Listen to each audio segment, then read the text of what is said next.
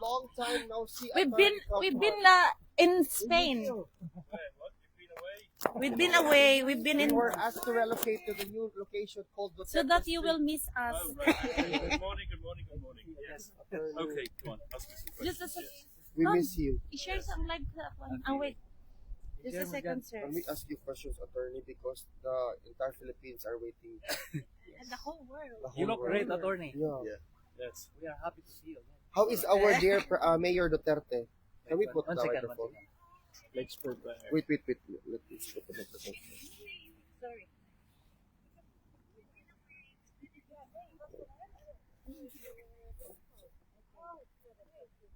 1 minute.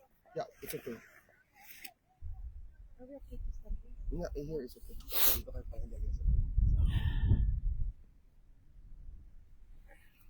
One second, sir. attorney, can you stand here a bit? The two mic. Okay, good boy. Yeah, here a bit. Thank you. Is it okay if they can see your ID or? I've got no problem with that. Yeah. Okay, they know they're there. Okay na? Yeah. Just not my paunch. Anyway, let's go. Attorney, Good morning. Good morning. Yeah. How's the... Former President Duterte is in good spirits, as usual. He's always happy to see his defense team. And we're working on his case. Thank you, sir, for that. So, Attorney Kaufman, the ICC is in trouble after the U.S. placed sanction on Chief Prosecutor Karim Khan, who is also faces a serious personal allegation. His email and bank account are reportedly blocked. So, our question is, number one, what happens now the case against former President Duterte? And number two, if the Chief Prosecutor can't do his job, who will handle the case? And number three, and how should the Philippine government deal with this, knowing the ICC is being questioned and the US is against it? Well, let's start with the last question. Yeah. I think that the real prosecutor in this case is actually in Manila, sitting in his palace. He's the person who threw President Duterte over here to The Hague. He's the person who used the office of the prosecutor as a tool in his political campaign, and it won't work. Now, regarding the sanctions, the US sanctions, these were imposed. I don't think it has anything to do with the Philippines situation. As you may be aware, President Trump is pretty annoyed with the ICC because of the investigation into what so-called Palestine situation. And he has said, quite frankly, that anyone who targets the United States, who targets United States allies, and for all intents and purposes that is Israel, and Prime Minister Netanyahu, they will be subject to sanctions. Now, at the present moment in time, these sanctions are only affecting one person in particular. That's the Chief Prosecutor, Karim Khan, who has now suspended himself because of the allegations of sexual misconduct. I'm not going to go into those allegations. It's not my role to pass judgment. But he is being investigated by the United Nations, and the United Nations Office of Internal Oversight Services will come back with their decision on the matter in due course. And then whatever happens to Chief Prosecutor Khan will happen. But the person who is handling the case at the moment is the Deputy Prosecutor, that's Maraming, and he has overall control of the case, and he is the person who is now signing off on documents in President Duterte's case. However, on an operational basis and on a day-to-day basis, the person interacting with the defense is an experienced American prosecutor. I'm not going to mention his name, but he's a professional prosecutor. We just hope that the deputy prosecutor himself will take the time to learn the case and also interact with the defense, because just as I am accustomed to interacting with the former chief prosecutor, I expect that the deputy prosecutor who has now assumed that role will interact with me. Attorney, with respect to the application or the motion that you filed pertaining to the disqualification of 2 of the 3 judges, we are awaiting the result of that. Do you have insights or were there already information with respect to the result from the plenary session? Well, let's get this straight. I'm defense counsel. I don't sit in chambers. I'm not a party or a fly on the wall in the discussions of the judges themselves. The judges, as you will be aware from the decision which was issued, have been required, I'm talking about the two judges who the defense requested to disqualify, have been required to make their observations by a certain date, and that was yesterday. They would have made their observations. I'm not sure whether those observations are disclosed to Defence Counsel at this moment in time. And they will be disclosed in due course once the plenary have sat and once the presidency renders its decision, and we will know what they decide. Let me make one thing clear.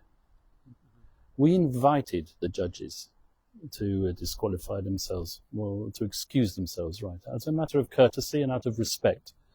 They said that we shouldn't do that. Well, we shouldn't do that, but we acted out of politeness and courtesy. It's not our position to criticize judges. Judges are independent. They have a degree of integrity. That's presumed integrity, and we're the last people to question their integrity.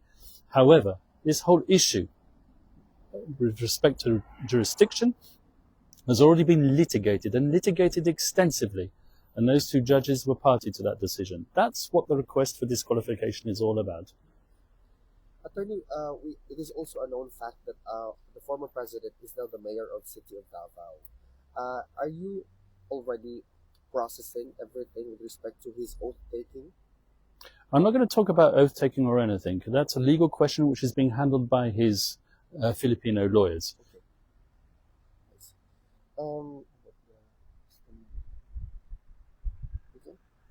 73 days.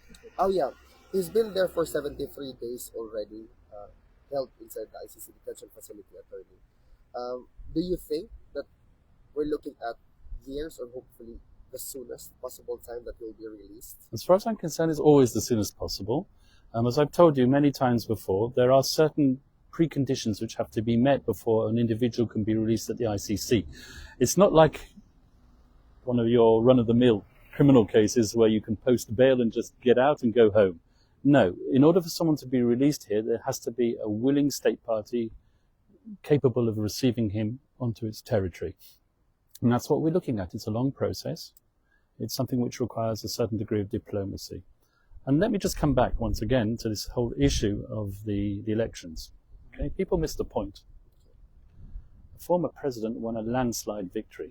Yes. As far as I'm concerned, that's a finger in the eye to the people who threw him over here. Correct.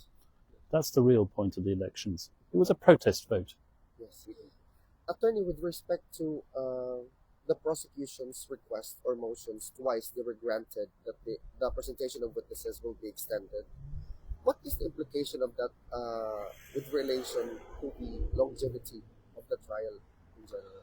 Well, perhaps if we feel that we've been disclosed statements and witnesses, evidence at a late stage, then it could formulate a request on my part for the postponement of the confirmation hearing, but I'm not asking to postpone a confirmation hearing at the present moment in time at all. In fact, I'm quite happy for it to be brought forward, and I wish it would be. Yeah. Because currently, attorney, there has been a report that one of the senator of the Philippines found out that there were ICC investigators already in the Philippines right now trying to ask retired policeman or policeman to sign a, what do you call that? An affidavit. Yeah. To strengthen their case here in the ICC. Is this also in line with the particular request that they have to delay the presentation of the witnesses? I don't know what's going on in the office of the prosecutor. I've heard these allegations. I'm certainly not going to comment on the evidence in a media interview. I'm not allowed to do that, and I do not propose to do that. But I've certainly heard of these allegations, and they will be processed by the defense team and used in due course. Should the government of the Philippines, the president himself, request for the ICC that our former president be brought back to the Philippines, can that be facilitated? Yes. Thank you. Attorney, is there something that you want to address the Filipino community all over the world with respect to what's happening, what we see as an illegal detention and a curtailment of his freedom as a Filipino citizen? I want to tell the Filipino community around the world who support the president to keep your spirits up, to support him, but to support him lawfully, yes, and with all respect for due process, the judges and the victims, who I've said time and time again have an important role to play in this case, yes, and they have a right to have their voices heard. So respect that. Has nothing to do with his innocence, We will fight for that, and we will hopefully bring him home soon.